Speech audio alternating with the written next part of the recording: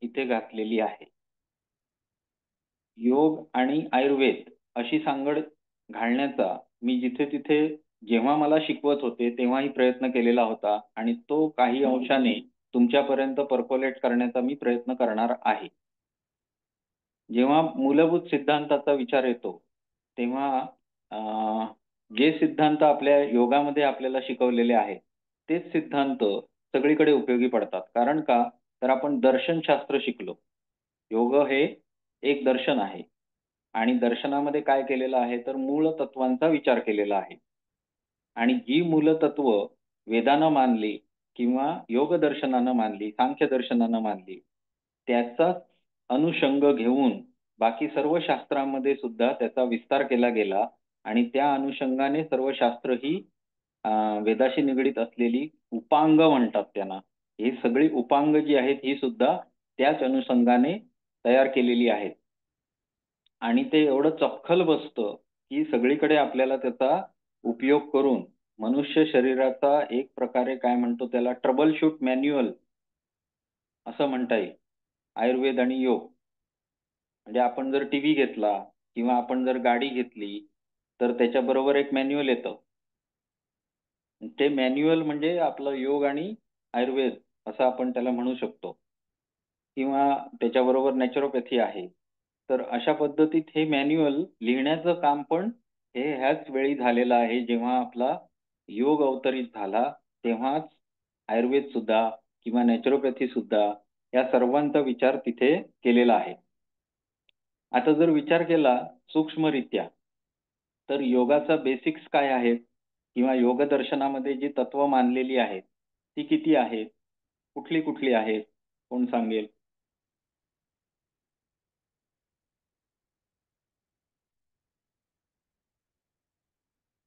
26 तत्व. हां, पण मूलभूत तत्व पुरुष, प्रकृती. आणि ईश्वर पुरुष, प्रकृती, योगामध्ये ईश्वर. मानलेली. हां, आणि सांख्यामध्ये मांडली 2च, पुरुष आणि प्रकृती. बरोबर? आता जर आयुर्वेदाचा विचार केला, तर आयुर्वेद ही चिकित्सा पद्धती कशा पद्धतीनं आहे? आपण जेव्हा बघतो, की एखादा वैद्य चिकित्सा करतोय, तर तो कोणावर चिकित्सा करतो? तर तो शरीरावर चिकित्सा करतो. कुठल्याही. स्त्रीचं शरीर असेल, पुरुषाचं शरीर असेल, लहान मूल असेल, काही असेल. आणि हे शरीर कशानं बनलेलं आहे? तत्वानेच, पंचतत्वाने. पंचमहाभूत. बरोबर. पंचतत्व कशानं बनलेली आहेत? परत हे मूळ तत्वच आली ना सर. हां. पुरुष म्हणजे पुरुष काय? आणि तर प्रकृती. प्रकृतीपासून शरीर बनलेलं आहे.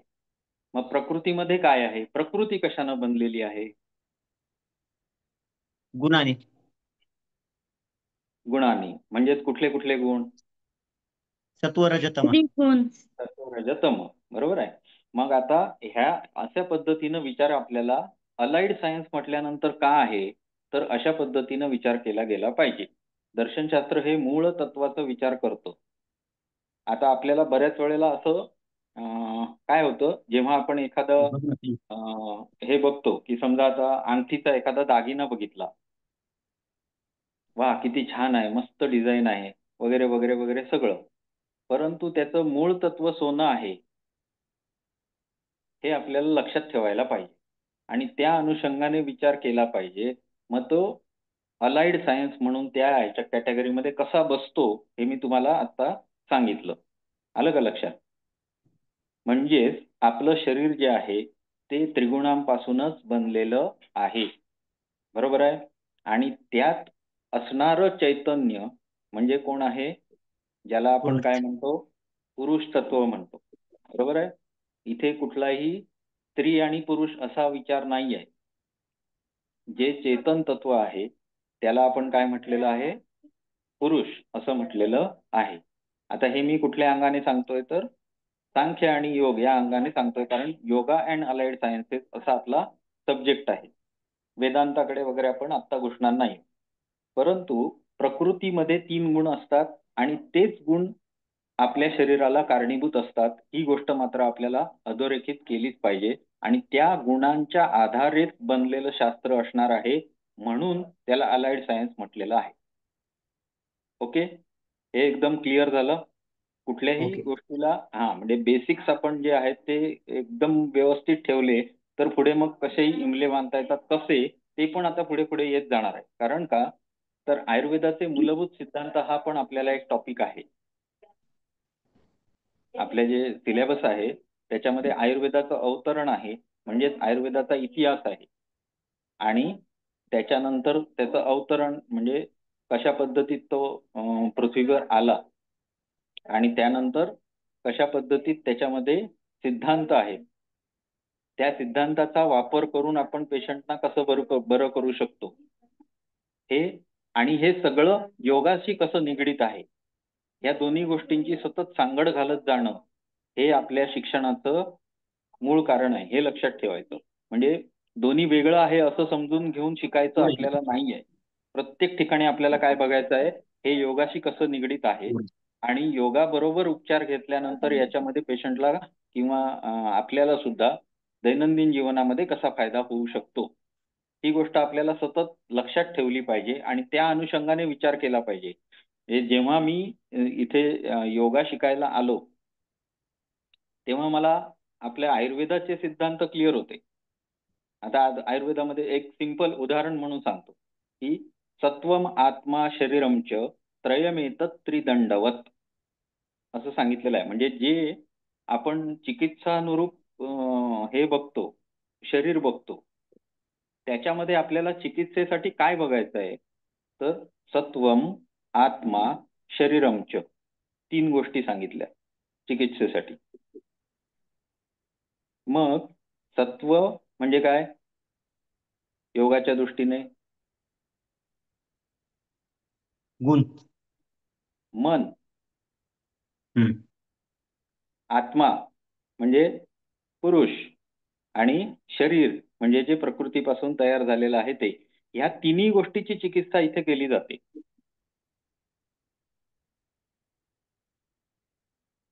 आलं का लक्षात? आता हे त्रिदंड सांगितले आयुर्वेदामध्ये सांगताना. आता ह्याचा तुम्ही योगाशी जेव्हा संबंध लावणार आहात तेव्हा तुम्हाला त्या गोष्टी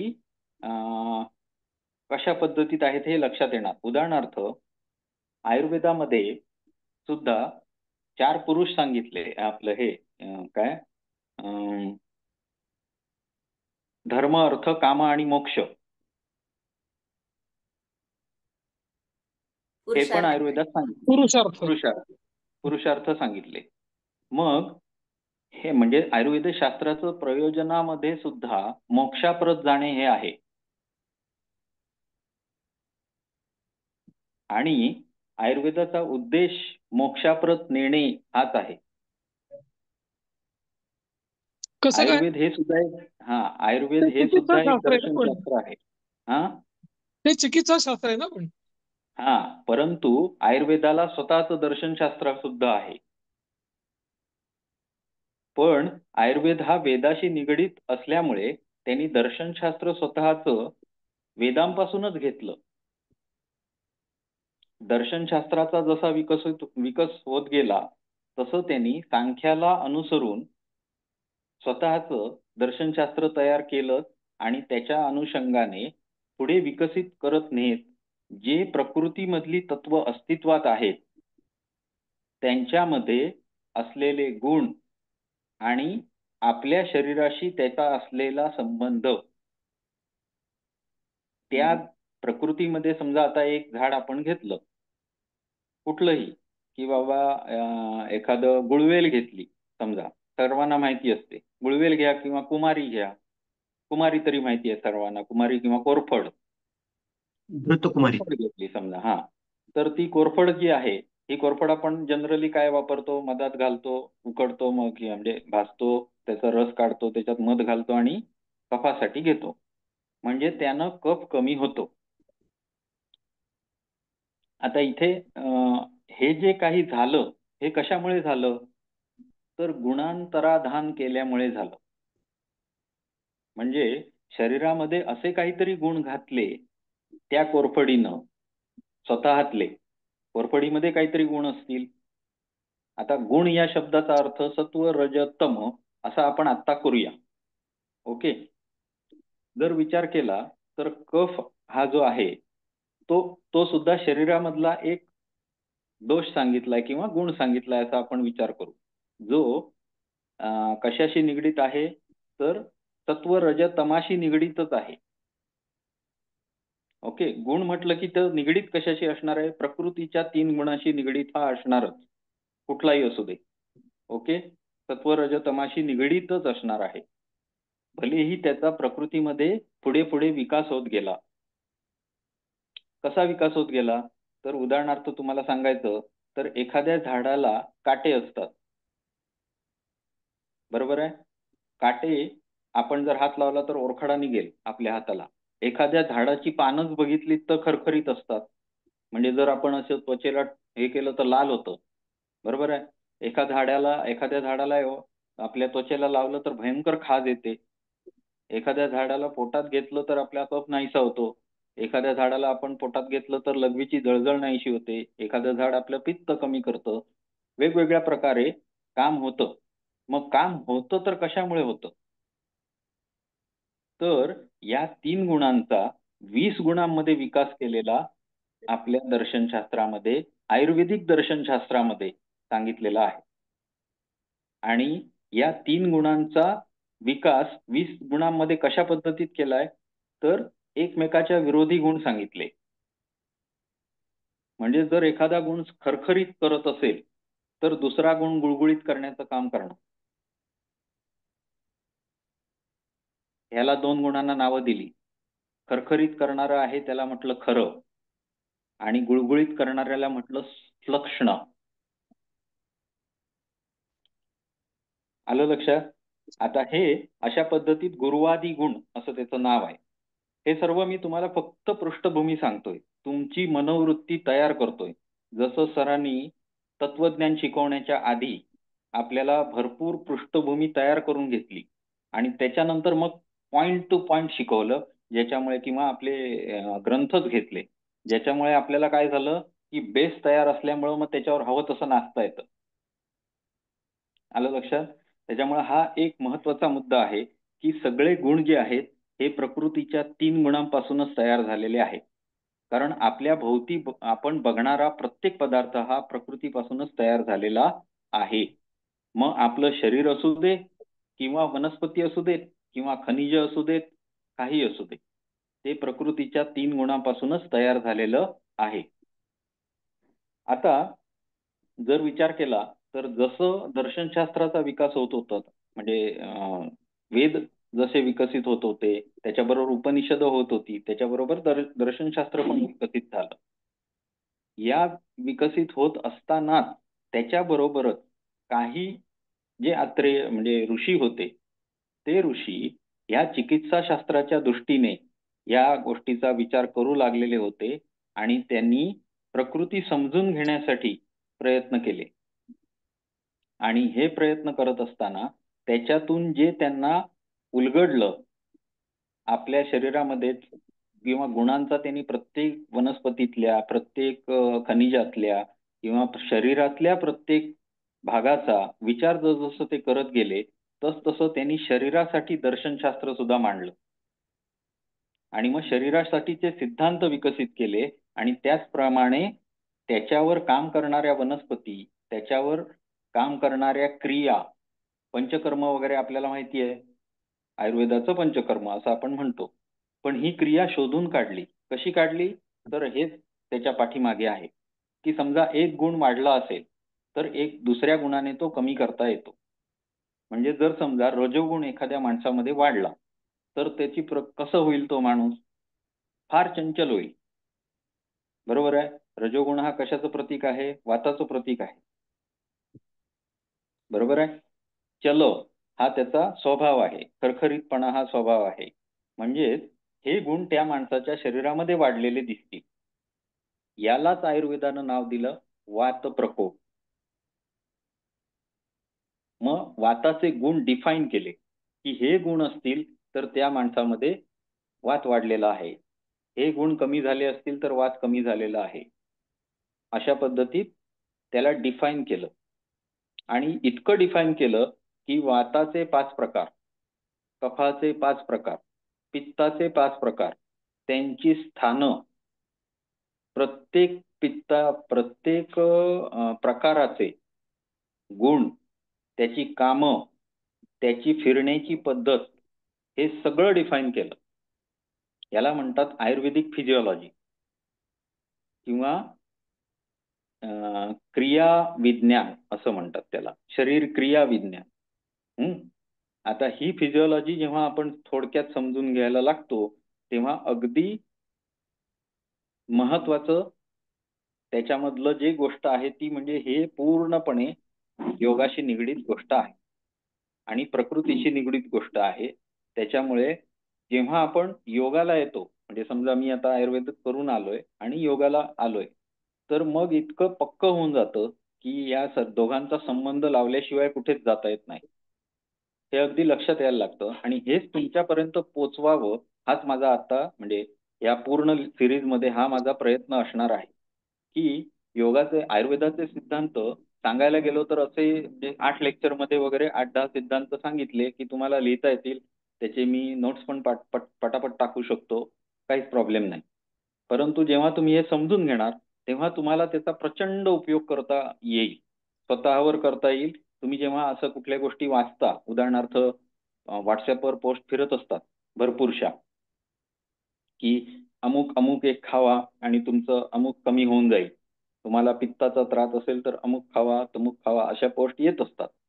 पण त्याची जेव्हा तुम्हाला लिंक लागेल, मी हे शिकवल्यानंतर जेव्हा तुम्हाला त्या गोष्टी समजायला लागतील, हेच का म्हणजे तुम्हाला एखादं प्लांट आणि त्याचा उपयोग, आता जसं मी आपण कोरफड हे एकच उदाहरण घेऊन बोलूया की कोरफड हे कफावर कसं काम करणार, तर मग कोरफडीचे गुण आपल्याला समजले पाहिजे आणि मग आपण त्याच्या कामुकतेवर जाऊ शकतो. आलं का लक्षात? तर ही त्याची बेसिक फिजिओलॉजी आहे किंवा शरीर क्रिया विज्ञान आहे आणि हे क्रिया विज्ञानाचे सिद्धांत म्हणजेच आयुर्वेदाचे निम्मे सिद्धांत आणि उरलेले जे सिद्धांत आहेत ते कशासाठी असतील तर चिकित्सा शास्त्र. आयुर्वेदाचं मेन प्रयोजन कसं आहे तर स्वस्थस्य स्वास्थ्य रक्षणम. लिहून घ्या.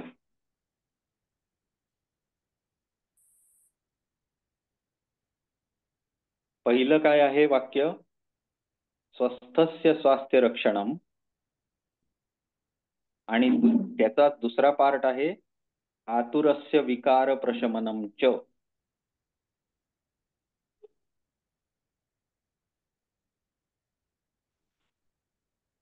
पहिलं वाक्याची सुरुवात काय आहे, स्वस्थस्य स्वास्थ्य रक्षणम, आणि दुसरा पार्ट काय आहे, आतुरस्य विकार प्रशमनम च. च म्हणजे सुद्धा. आलं लक्षात? म्हणजे पहिला सर पार्ट मेन काय आहे, पहिला पार्ट काय आहे, स्वस्थस्य स्वास्थ्य रक्षणम. त्यामुळे आपलं शरीर जर आपल्याला स्वस्थ ठेवायचं असेल तर ते सांगण्याचं काम कोण करणार आहे, आयुर्वेद करणार आहे. मग दिनचर्या असू दे, ऋतुचर्या असू दे, या माध्यमातनं किंवा आपल्याला आपले जे सिद्धांत आहेत, आपल्या शरीराला चालवण्याचे जे फॉर्म्युले आहेत ते पण शिकवले जाणार आहेत. आणि दुसऱ्या पार्ट मध्ये काय शिकवलं जाणार आहे तर त्याची जर एखादा रोग झाला तर तो बरा कसा करायचा. म्हणजे सर आता एक लक्षात येते की आपण तो एक श्लोक म्हणतो पहा, पूर्णमिदम पूर्णात पूर्ण मुदच्यते. याचा आता लक्षात असं येते की हे सगळे सत्व रज तम प्रकृती हे सगळं एकच आहे आणि त्याच्यातूनच एकमेकाशी लिंक लावून त्याचं प्रशमन करण्याचा प्रयत्न गुणांनी केलाय. बरोबर आहे. म्हणून त्यांना महागुण म्हटलेले आहेत सर. त्रयोप्रोक्ता महागुणा सत्व रज खरंच आहे, तमश्च. हो. अगदी अगदी. आता जिथे तिथे हे लागू का पडणार आहे तर आपण म्हणजे अगदी व्यवस्थित योगामध्ये शिकलो की जेवढं म्हणून आपल्याला भोवतालचं जग दिसतं हे सगळी प्रकृती आहे आणि जो दिसत नाही तो कोण आहे, पुरुष आहे, चेतन.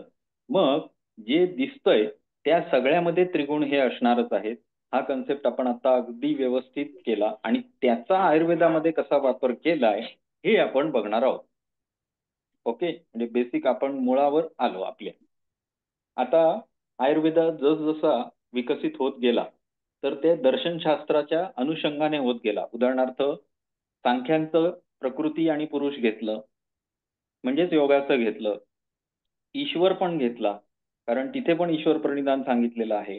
म्हणजे असे काही उपाय सांगितलेले आहेत की जेणेकरून या म्हणजे जसे वेदामध्ये संहिता पार्ट मध्ये यज्ञ सांगितलेले आहेत जेणेकरून ईश्वराला प्रसन्न करता येईल त्या देवाला आणि त्याच्याकडून आशीर्वाद प्राप्त करून घेता येईल.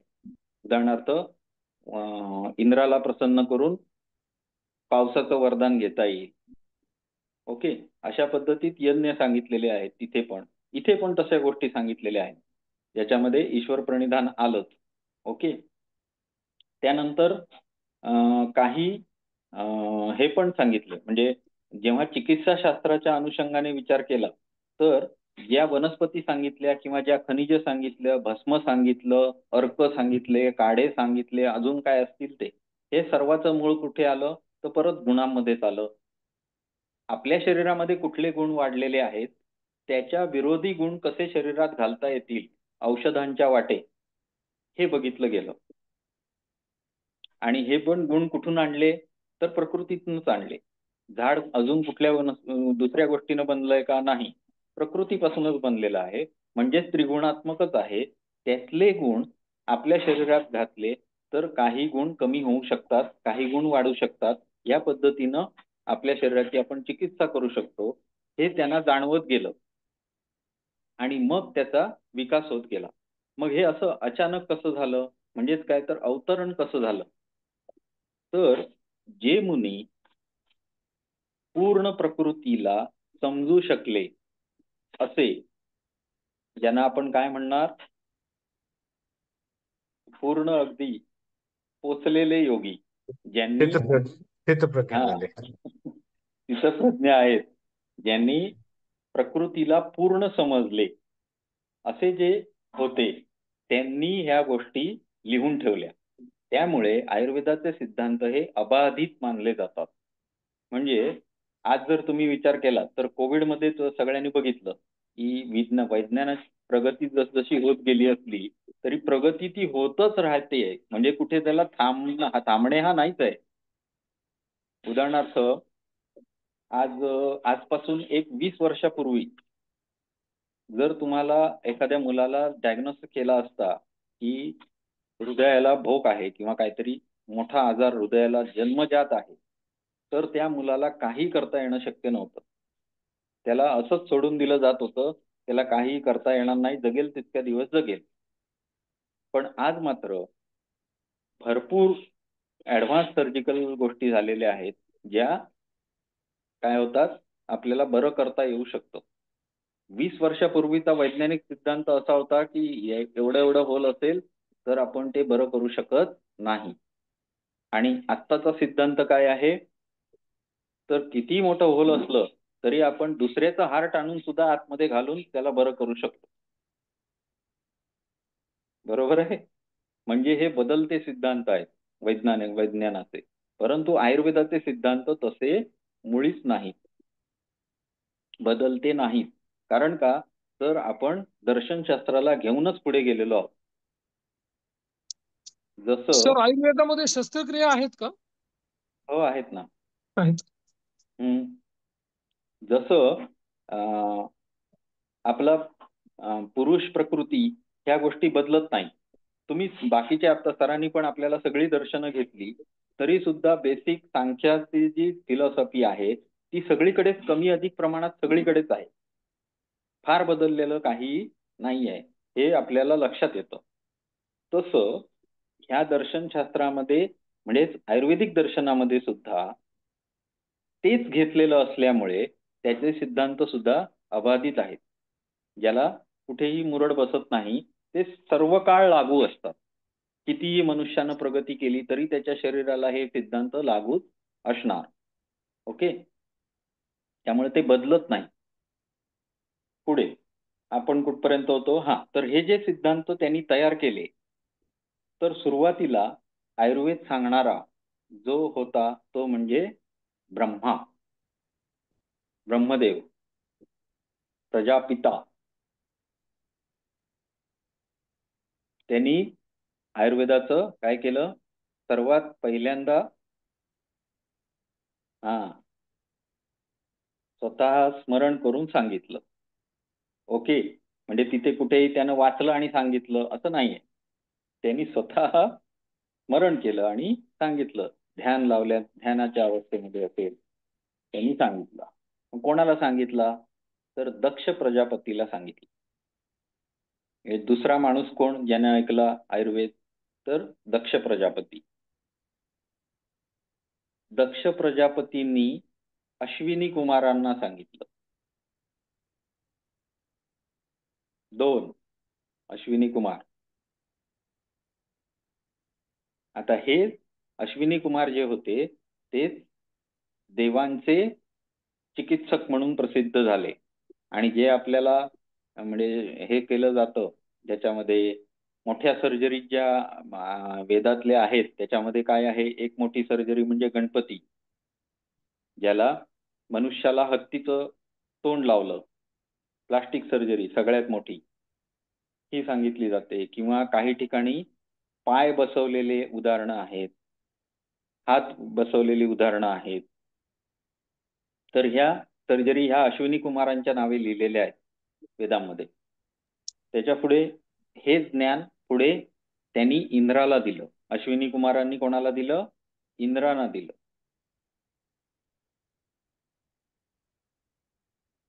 तर इंद्रांनी अश्विनी कुमार देवांचे हे होते का?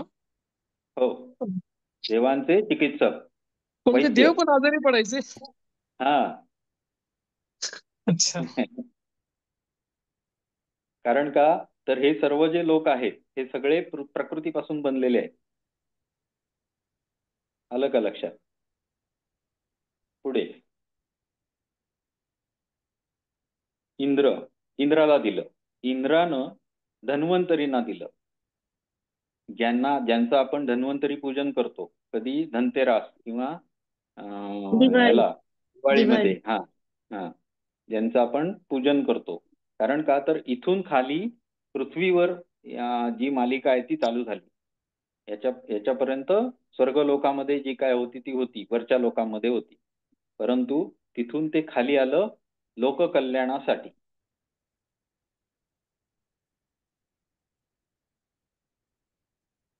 मग धन्वंतरींनी खाली जे ऋषी होते, जे हे ज्ञान घेण्यासाठी कॅपेबल होते, अशा सर्व ऋषींना हे ज्ञान दिलं. मग त्याच्यामध्ये कोण कोण आले, तर भारद्वाज पहिले ऋषी, दुसरे अत्री किंवा अत्रेय, त्याच्यानंतर कश्यप ऋषी, आणि आपल्याला माहिती आहे 3 म्हणजे वाग्भट, चरक आणि सुश्रुत. हे 3 आपल्याला माहिती आहेत. आता हे जे ज्ञान दिलं हे कशा स्वरूपात होतं, तर हे पहिलं म्हणजे आयुर्वेदाचे 8 अंगांच्या स्वरूपात होतं. म्हणजे जसं आपण आता काय बघतो, तर तुम्ही आता सुद्धा डोळ्याच्या डॉक्टरकडे जाता की आपल्या फॅमिली डॉक्टरकडे जाता डोळे दाखवायला? डोळ्याच्या डॉक्टरकडे. कान दुखायला लागला मग कोणाकडे जाणार, कानाच्या डॉक्टरकडे जाणार. दात दुखायला लागला दाताच्या डॉक्टरकडे जाणार. डिलिव्हरी करायची आहे, नर्सिंग होम आपलं याचं जे असतं फॅमिली आपले हे काय गायनेकोलॉजिस्ट, ऑब्स्टेट्रिशियन कडे जाणार. तशा पद्धतीत त्यावेळी सुद्धा 8 अंग वेगवेगळी विकसित होती आयुर्वेदाची. ती कुठची आहेत, तर पहिलं काय म्हणजेच काय चिकित्सा. काय चिकित्सा म्हणजे काय, काय म्हणजे शरीर, शरीराची चिकित्सा म्हणजे जनरल मेडिसिन. दुसरं बाल, बाल म्हणजे पेडियाट्रिक्स, बाल रोग चिकित्सा.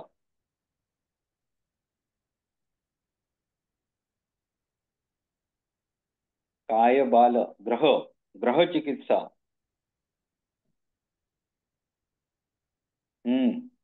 ग्रह चिकित्सा याच्याविषयी बोलेन पुढे, अजून आहे भरपूर आहे. काय बाल ग्रह, त्यानंतर ऊर्ध्वांग. ऊर्ध्वांग म्हणजे काय? इथे मात्र ऊर्ध्व अंग, मानेच्या वरचं सगळं. त्याच्यामध्ये काय काय येतं? डोळे, नाक, जीभ, कान, मेंदू. काय बाल ग्रह ऊर्ध्वांग, पुढे शल्य. शल्य. शल्य म्हणजे सर्जन. सर्जरी. दंष्ट्रा. पुढे दंष्ट्रा. दंष्ट्रा म्हणजे काय? तर चावलं कोणतरी, अजून काय? किरडू चावलं, किरडू म्हणतात आमच्याकडे. काय तुमच्याकडे काय म्हणतात? प्रोनाऊन्स करा परत. सर लक्षात नाही. शब्द काय सर तो? दंष्ट्रा. दात दंष्ट्रा. दंष्ट्रा. दंश म्हणतो ना. म्हणजेच काय? तर विष चिकित्सा किंवा अगध तंत्र म्हणतात त्याला. विष चिकित्सा. आता ह्यालाच काय म्हटलं जातं इकडे? फॉरेन्सिक.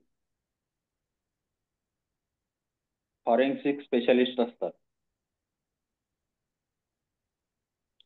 झालं. शल्यदंष्ट्रा. जरा. जरा म्हणजे म्हातारपण.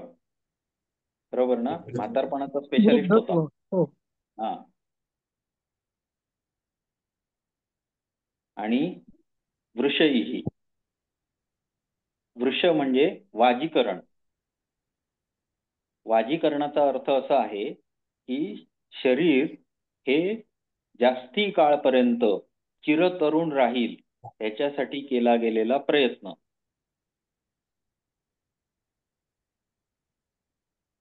म्हणजे याच्यामध्ये आपले जे आता न्यूट्रिशन वाले येत असतील वगैरे वगैरे, किंवा नवीन कुठल्या गोळ्या पण येतात आजकाल, या घेऊन तारुण्य टिकवणे याच्यासाठी प्रयत्न केले जातात. हे सगळं ह्याच्यामध्ये इन्क्लूड झालं, ज्याच्यामध्ये ज्याला आपण काय म्हणणार? वृष. किंवा त्याला याच्यासाठी नाव असं स्पेशालिटी इकडचं काय नाहीये, पण आपण न्यूट्रिशन म्हणू शकतो. रिज्युनेटिंग चिकित्सा. रिज्युनेटिंग असं म्हणता येईल. रिज्युनेशन. रिज्युनेशन. तर हे झालं काय? 8 अंग आयुर्वेदाची, आणि या स्वरूपात हे सगळं ज्ञान होतं. आता हे ज्ञान जेव्हा दिलं, आठवला शब्द मला, वयस्थापन. वयस्थापन. परफेक्ट. ह्याच्यामध्ये वयस्थापन म्हणजे आज समजा मी 40चा असेल, तर 50ला 60ला गेल्यानंतर सुद्धा मी 40चाच दिसायला पाहिजे असं मला वाटत असेल, तर ही वृष चिकित्सा करायला पाहिजे. जरा वृषही. आलं लक्षात? तर हे ह्याच्यात पण त्यांनी सांगितलेले आहेत गोष्टी. म्हणजे रसायन देवानंद. चिकित्सा आहे, वृष चिकित्सा आहे, हे पण सांगितलेलं आहे. आणि त्याच्यावरच भरपूर शोध लागतात आजकाल. भरपूर शोध त्याच्यावरून होत असतात आणि ते सक्सेसफुल पण होतात, आणि हळूहळू आपल्यापर्यंत ते वेगळ्या पद्धतीनं पोचत असतात. आता इथून आपल्या जे चिकित्सा शास्त्र आहे, आज सुद्धा जे मॉडर्न चिकित्सा शास्त्र आहे, यातली सगळी औषधं ही बेसिकली इथून निघालेली आहेत. यांची सुद्धा फिलॉसॉफी म्हटली जर तर हीच मानावी लागते. कारण जी ड्रग्ज म्हणून नंतर काढली गेली, ही सगळी आपल्या जे पारंपरिक चिकित्सा आहे त्याच्यामधनं घेऊन त्यातलं कुठलं तरी एखादा कंटेंट बाहेर काढून, तो कंटेंट वैज्ञानिक दृष्ट्या तपासून त्याचा शरीरावर होणारा वैज्ञानिक उपयोग बघून मगच त्याला अधोरेखित केलं जातं की हे औषध म्हणून वापरता येईल. अशा पद्धतीतच सगळी औषधं निर्माण झालेली आहेत. तर हे झालं आयुर्वेदाचं अवतरण. कसं कसं झालं बघा. पहिलं कोणी सांगितलं? स्मरण करून सांगितलं? ब्रह्मदेव. त्यांनी कोणाला सांगितलं? दक्ष दक्ष प्रजापती. मधला राहिला कडी. दक्ष प्रजापतींना सांगितलं. दक्ष प्रजापतींनी कोणाला शिकवला? अश्विनी कुमार. अश्विनी कुमारांना शिकवला. अश्विनी कुमारांनी कोणाला शिकवला? इंद्राला. मग इंद्रानी कोणाला? धन्वंतरीला. आणि धन्वंतरींनी सर्व ऋषींना खाली शिकवला. ओके. आता हे होत असताना बरीच वर्ष गेली असतील ना, तर होत असताना त्याचा विकास पण तसाच पद्धतीने होत गेला. आलं का लक्षात? सुरुवातीला दर्शनशास्त्र म्हणून त्याच्याकडे बघितलं असेल, त्यानंतर मग खाली विकास होत जसा गेला तशी ही 8 अंग विकसित होत गेली. आणि हे विकसित होत असताना 2 महत्वाच्या गोष्टी विकसित झाल्या, त्या म्हणजे भैषज्य कल्पना आणि रसशास्त्र, ज्याला आपण चिकित्सा म्हणून बघतो. आयुर्वेदाचं प्रयोजन आपण सांगताना 2 बाजू सांगितलेल्या बघा. काय सांगितलेल्या? स्वस्थस्य स्वास्थ्य रक्षणम, आणि दुसरा हेतू काय आहे? आतुरस्य आतुरस्य विकार. प्रशमनम. प्रस- हा, बरोबर. मग स्वस्थस्य स्वास्थ्य रक्षणम हा पार्ट महत्वाचा आहे म्हणून पहिला लिहिलेला आहे श्लोकामध्ये. लक्षात घ्या. आज अवस्था अशी आहे की कंपन्या घेऊन येतात नवीन नवीन नवीन ड्रग, आणि ते खपावं म्हणून सतत चालू असतं की हे औषध जास्ती विकलं गेलं पाहिजे, ते औषध जास्ती विकलं गेलं पाहिजे, असे ह्याच्यावरच सगळं चालू आहे. परंतु मनुष्याचे आजार कमी झालेत का? नाही, ते वाढतातच आहेत. म्हणजे हॉस्पिटल चांगली झाली, पण पेशंटची संख्या कमी झाली आहे का? नाही, वाढतेच आहे. ही परिस्थिती आहे. म्हणजे कशावर काम करणं आवश्यक आहे? स्वस्थस्य स्वास्थ्य रक्षणावरच काम करणं आवश्यक आहे, हे त्यांना त्यावेळीच माहिती होतं. सिद्धांत बदलत नाहीत म्हणतो ना, ते ह्याच्यासाठी की आयुर्वेदाचा हा सिद्धांत आहे की जर त्यांनी पहिलं श्लोकाचं काय लिहिलं, स्वस्थस्य स्वास्थ्य रक्षणम, हाच पार्ट महत्वाचा आहे. आणि जर रोग झाला तर आतुरस्य विकार प्रशमनम, आणि तो सुद्धा काय? आतुरस्य विकार निर्मूलनम नाही, आतुरस्य विकार प्रशमनम. प्रशमनम. हा, आलं का लक्षात?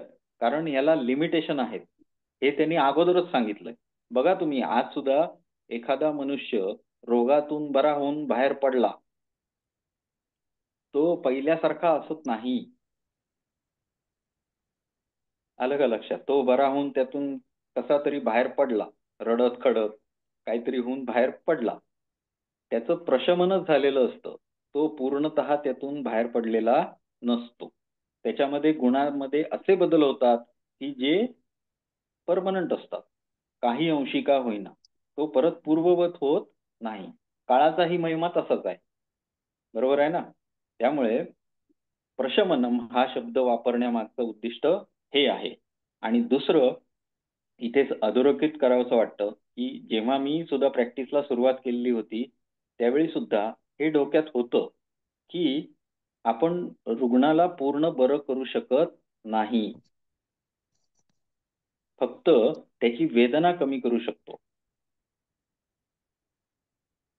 तर हे प्रयोजन आयुर्वेदानं तिथे अधोरेखित करून ठेवलेलं आहे. त्यामुळे त्या अनुषंगाने पेशंटनी सुद्धा असा विचार करणं आवश्यक आहे. जेव्हा तुमच्याकडे योगाला म्हणून लोक येतात, त्यावेळेस त्यातले बरेचसे लोक हे काय असतात, मानसिक आजारी असतात. आजारी म्हणता येणार म्हणजे डायरेक्ट त्यांना लेबल नाही करता येत, परंतु त्यांच्या गुणांमध्ये असे काहीतरी बदल झालेले असतात की जे त्यांना शांत बसू देत नाही.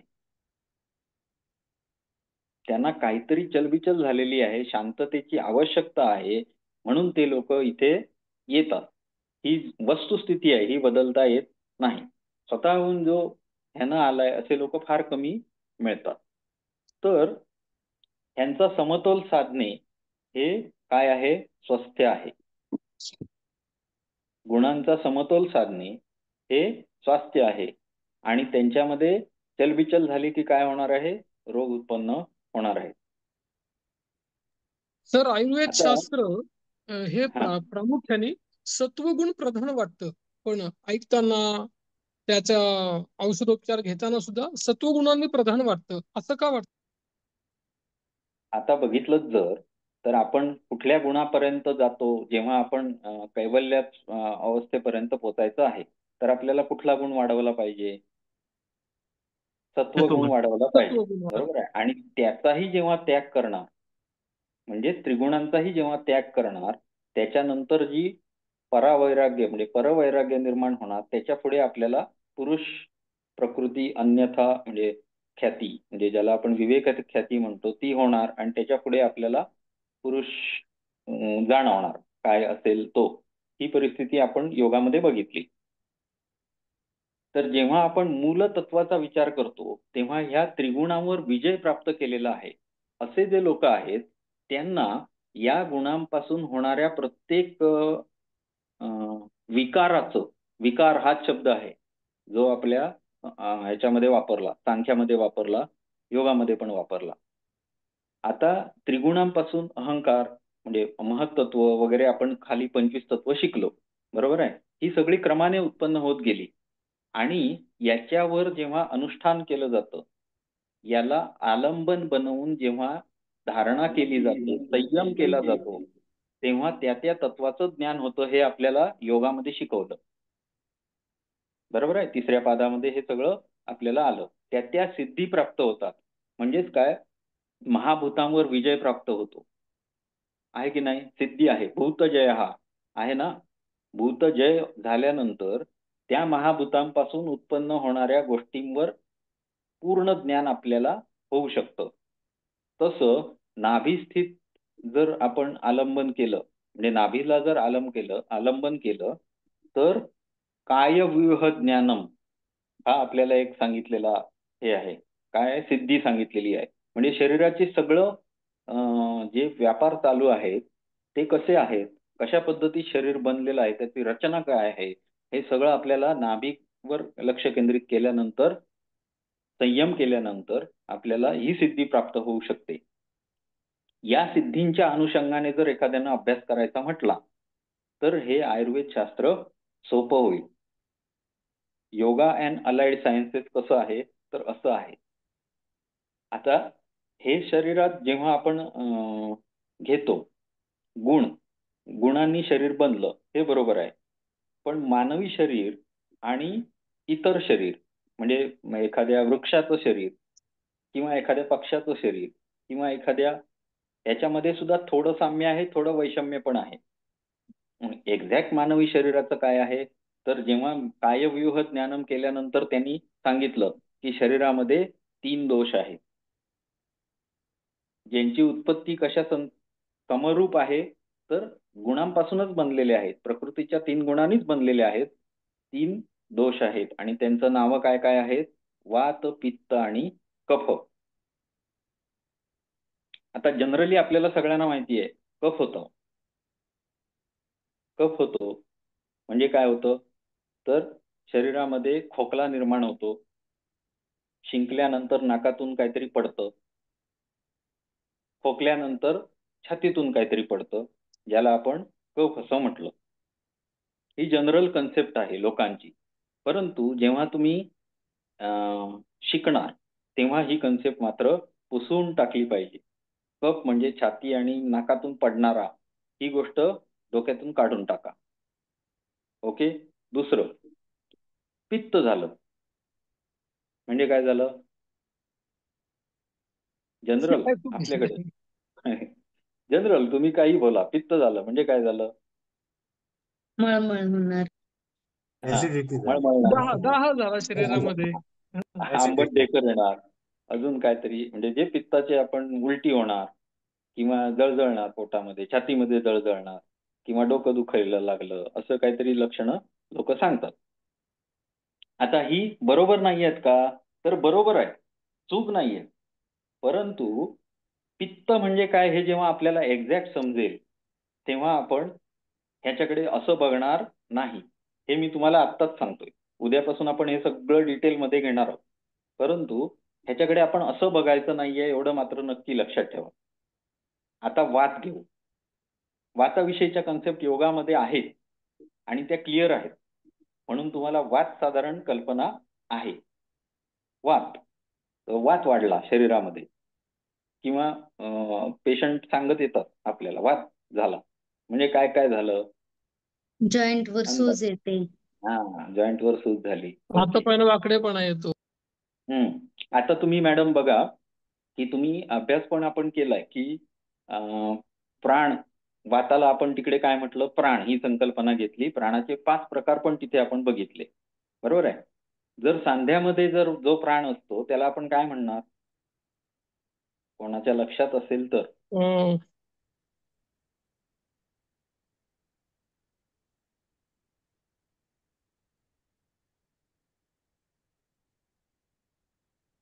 व्यान. व्यायाम. हा, परफेक्ट. व्यानवायू. का? तर तो सर्व शरीरामध्ये संचार करतो. बरोबर आहे? तिर्यक संचार असतो त्याचा, सर्व शरीरामध्ये तो वाहू शकतो. मग आता व्यान. आता ही कन्सेप्ट तुमच्या बऱ्यापैकी चांगली लक्षात आलेली आहे. फक्त कफ आणि पित्ताची कन्सेप्ट, त्याच्याबरोबर आपण वाताची पण कन्सेप्ट घेऊच. बरोबर. तर आज आपण साधारण 7:54 झाले. काय काय झालं एकदा कन्क्लूड करूया. 5-10 वाक्यातच करतो, पण अगदी डोक्यात व्यवस्थित घालून घ्या. कन्सेप्ट क्लिअर होणं फार महत्वाचं. पेपर लिहिता सहज येतो, सहजच लिहू शकता तुम्ही, काही प्रश्न नाही. सर्वात पहिलं आपण काय बघितलं तर दर्शनशास्त्र, त्याच्या अनुषंगाने आयुर्वेदाचा त्याच्याशी असलेला संबंध, त्रिगुणांपासून सर्व सृष्टीची उत्पत्ती आणि त्याच त्रिगुणांना आधारभूत घेऊन आयुर्वेदाची उत्पत्ती, हे आपण पहिल्यांदा बघितला. म्हणजेच योगा अँड अलाइड आयुर्वेदा कशा पद्धतीत आहे हे आपण पहिलं बघितलं. त्यानंतर आयुर्वेदाची उत्पत्ती कुठून झाली आणि तो पृथ्वीवर कसा अवतरित झाला याचा जो इतिहास आहे तो आपण बघितला. ओके. त्याच्यानंतर आयुर्वेदाचं प्रयोजन बघितलं, स्वस्थस्य स्वास्थ्य रक्षणम, आणि दुसरं काय बघितलं? आतुरस्य विकार प्रशमनम. प्रकाशन. हा, आतुर म्हणजे रोगी, आतुरस्य विकार प्रशमनम. बरोबर. आणि सर्वात शेवटी आपण कुठपर्यंत येऊन थांबलो आहोत तर 8 अंग. शरीरामध्ये आयुर्वेदाची 8ही अंग पण आपण बघितली, ज्याच्यामध्ये काय काय होतं? काय बाल ग्रहोर्ध्वांग शल्यदंष्ट्रा जरावृषैही, हा पार्ट आपण बघितला. आयुर्वेदाची 8 अंग बघितली, ज्यांचा विकास कशा पद्धतीत झाला. त्याबरोबर कन्सेप्च्युअल क्लिअर होण्यासाठी आपण महत्वाचा पार्ट जो बघितलाय तो म्हणजे आपलं शरीरही त्रिगुणांपासून बनलेलं आहे. त्याचप्रमाणे अवतीभोवतीच्या सर्व वस्तू या त्रिगुणांपासूनच बनलेल्या आहेत. जर शरीरामध्ये एखादा गुण वाढला असेल तर त्याच्या विरोधी गुण बाहेरून आपण आतमध्ये घेऊ शकतो आणि हा गुण कमी करू शकतो. अशा पद्धतीत आपली चिकित्सेचं स्वरूप असू शकतं. हे आपल्याला काय म्हणतात, ग्रॉस स्वरूपात समजलं. कन्सेप्ट ही अशी कन्सेप्ट आहे. मग त्याला सूक्ष्मात कसं घेऊन गेले हे आपण हळूहळू जसं सैद्धांतिक पुढे जात जाऊ तसं आपल्याला कळत जाईल. आता इथे महत्वाची गोष्ट हीच आहे की जसं हे जे ऋषी होते, उदाहरणार्थ सांख्य म्हणा, किंवा ज्यांनी ह्या गोष्टीचा प्रचंड विचार करून शोध लावला असेल असं आपण म्हणतो की मूलभूत तत्व काय आहे. विचार जर केला, दर्शनशास्त्राचा उद्गम हा विचारानेच झालेला आहे ना. कोणीतरी विचार केला की हे सगळं बनलं कशानं, कुठून बनलं, त्याचं मूळ तत्व काय आहे, याचा शोध घेण्याचा ज्यांनी प्रयत्न केला त्या लोकांना मूलभूत तत्वाची जाण झाली आणि मग त्या तत्वांना म्हणजे त्यांना जी जाण झाली त्या जाणीवेतून त्यांनी दुसऱ्याला ज्ञान देण्याची सुरुवात केली. मग जेवढा म्हणून प्रकृतीचा विकास झाला आहे त्या अनुषंगाने विविध शास्त्रांची उत्पत्ती झालेली आहे. त्याच्यामधलं एक आयुर्वेद शास्त्र आहे. आता असं म्हटलं जातं की इह खलु आयुर्वेदो नाम उपांगम अथर्ववेदस्य, हा पण एक श्लोक महत्वाचा आहे. आयुर्वेद हे कशाचं उपांग म्हटलं जातं तर अथर्ववेदाचं उपांग म्हटलं जातं. आता अथर्ववेदाचा जर विचार केला तर याच्यामध्ये बऱ्याचशा तांत्रिक गोष्टी आहेत. उदाहरणार्थ घोडागाडी किंवा काही छोटी छोटी यंत्र ज्याचा वापर करून आपण आपलं जीवन सुकर करू शकतो, त्यांचा उल्लेख इथे केलेला आढळतो अथर्ववेदामध्ये. तसंच आपल्याला जेव्हा आयुर्वेदाचा विचार केला जातो तेव्हा आपल्याला दैनंदिन जीवनामध्ये स्वस्थ राहण्यासाठीची तंत्र आपल्याला शिकून घ्यायची आहेत आणि त्याचबरोबर विकार झाला तर ती बरी करायची तंत्र सुद्धा शिकायची आहेत. म्हणून अथर्ववेदाचं उपांग म्हणून आयुर्वेदाला बघितलं जातं. याचा जर विस्तार बघितला तर सर्व म्हणजे अगदी तुम्ही वेदांच्या 4ही ठिकाणी तुम्हाला ह्याचे दाखले सापडतील. त्यानंतर उपनिषदांमध्ये सगळीकडे दाखले सापडतील. त्यानंतर पुराणांमध्ये सगळ्या दाखले सापडतील. आगमामध्ये आहेत, सगळीकडे आहेत. जिथे म्हणून आपल्याला लिटरेचर भरपूर प्रमाणात आढळतं तिथे सगळीकडे या आयुर्वेदाचे दाखले आपल्याला मिळतात. म्हणजे सरांनी मला मागच्याच वेळी गेलेलो तेव्हा विष्णू पुराण दाखवलेलं. त्याच्यामध्ये सुद्धा बराचसा भाग होता ज्याच्यामध्ये आयुर्वेद लिहिलेला होता. परंतु त्याला सगळ्याला कन्साइज करून लोकांपर्यंत जसं आपण म्हटलं की भ्रांत्या बहुमतात भांते सर शिकवतात नेहमी श्लोक ज्याच्यामध्ये कुठे आला हा श्लोक तर हठप्रदीपिकेमध्ये आला. हठप्रदीपिका लिहिण्याचं प्रयोजन काय आहे तर त्याच्या आधी जे आचार्य झाले ज्यांनी भरपूर दर्शनं भरपूर झाली अनेक पंथ झाले ज्याच्यामध्ये अनेक विचारधारा निर्माण झाल्या पण मग मनुष्यांना कळेना की योग कसा करायचा. मग हे भ्रांती निर्माण झाली आणि ती भ्रांती काढून टाकण्यासाठी हठयोग प्रदीपिकेची निर्मिती झाली. तशा पद्धतीत हे सगळं जेव्हा विकसित होत होतं त्या सगळ्यांना कन्साइज स्वरूपात एकत्रित स्वरूपात आणून त्याचे जे बेसिक ग्रंथ म्हणून आज शिकवले जातात त्याच्यामध्ये 3 ग्रंथ महत्वाचे आहेत. एक म्हणजे चरक, दुसरा सुश्रुत आणि तिसरा वाग्भट. चरक हा काय चिकित्सेचा ग्रंथ आहे. वाग्भट हा सुद्धा काय चिकित्सा आणि शालाक्याचा ग्रंथ मानला जातो. आणि सुश्रुत हा सर्जरीसाठी प्रसिद्ध होता. अजून पण आहेत बरेच परंतु हे बेसिक 3 ग्रंथ तरी लक्षात ठेवणे आवश्यक आहे सर्वांनी. याच्यामध्ये काय ह्या 3 ग्रंथामध्ये जर बघितलं तर स्वतःचं दर्शनशास्त्र आहे, स्वतःचं स्वास्थ्यवृत्त आहे आणि स्वतःचं चिकित्साशास्त्र सुद्धा या तिन्ही ग्रंथांमध्ये आहे. आणि या सर्वांमध्ये असणारं बेसिक आणि सर्वांमध्ये कॉमन असणारी गोष्ट ती म्हणजे आयुर्वेदाचे सिद्धांत. आणि उद्यापासून आपण यातले एक एक सिद्धांत घेणार आहोत आणि त्याचा असलेला योगाशी संबंध आपण बघत जाणार आहोत. ओके. वेळ कसा गेला मलाही आज कळलं नाही कारण मी माझ्या क्षेत्रात आहे त्याच्यामुळे एकदम मजबूत छान झालंय. तर उद्यापासून बारकावा आपण खूप सापडला छोटा छोटा. बारकाव्यात तुम्ही प्रत्येक वेळी जावं अशी माझी इच्छा आहे. कारण जसं मी आनंद घेत गेलो की मला जेव्हा योग मी शिकत होतो सांख्य शिकत होतो तेव्हा मी त्याच्यातून ह्या गोष्टींमध्ये बघत होतो की मला हे शिकवलेलं होतं हे आहे आपल्या इथे पण आहे हे इथे पण आहे. तसं जेव्हा तुम्ही ते करत जाणार आणि प्लस हे जेव्हा सिद्धांतिक स्वरूपात तुम्ही घेणार तेव्हा ते तुम्ही सगळीकडे अप्लाय करणार. जसं मी आता योगाचे कन्सेप्ट तुम्हाला आयुर्वेदावर दाखवले की नाही लावून गुण प्रकृतीचे गुण त्याच्यापासूनच शरीर कसं बनलेलं आहे आणि त्याचा विकास कसा आयुर्वेदामध्ये झालेला आहे हे जसं मी तुम्हाला समजावलं तसं अनेक शास्त्र विकसित होत गेलेली आहेत आणि ती सगळ्यांमध्ये तुम्हाला हे गोष्टी दिसणारच आहेत. त्यामुळे आपल्या दैनंदिन जीवनामध्ये सुद्धा ह्याचा आपण वापर करायचा आहे प्रत्येकानं आणि तो सुद्धा आपल्या लॉजिकनं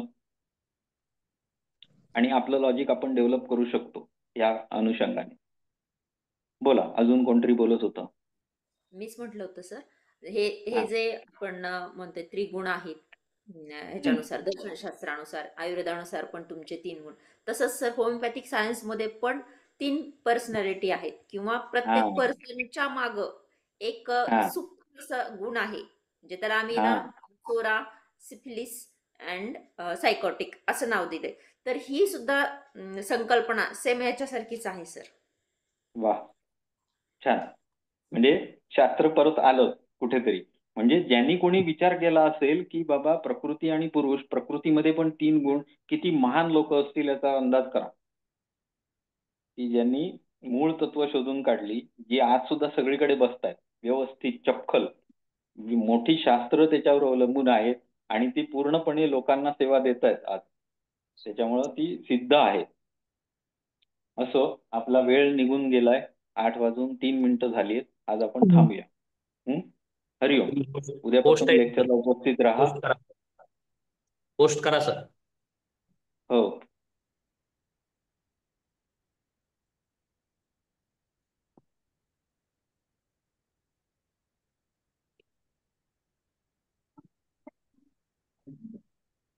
केलंय सर. ओके.